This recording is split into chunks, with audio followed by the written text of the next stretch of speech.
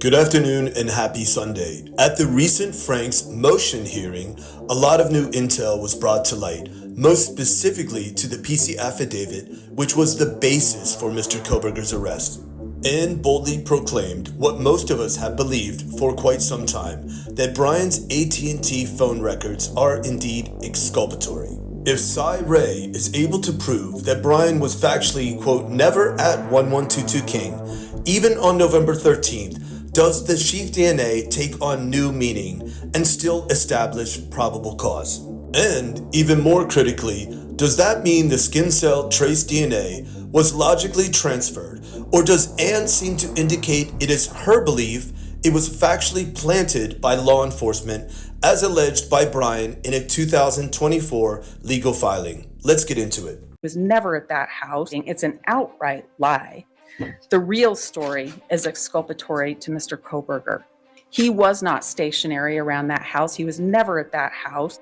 They put it in there so that the judge would think that this was the right person, to make a connection that didn't exist. And the phone records absolutely show that. Then you have this false narrative that looks like stalking, that looks like following, and it's not true. That is extremely damaging. It's very misleading. It's an outright lie. And the phone records absolutely show that. They absolutely knew that Mr. Kohberger wasn't around that residence, wasn't parked near the residence, didn't stop and have his phone in a stationary position at that residence. It's an outright lie.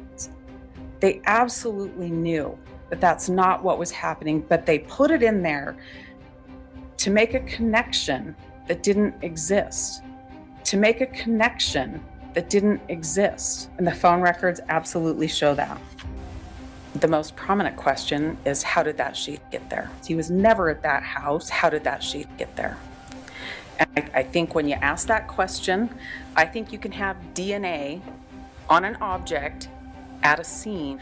I think you can have DNA on an object at a scene when you know about all of these other things and you don't find probable cause,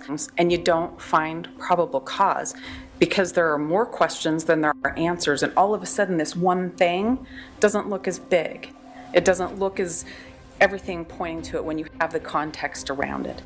It doesn't look as everything pointing to it when you have the context around it, and you don't find probable cause.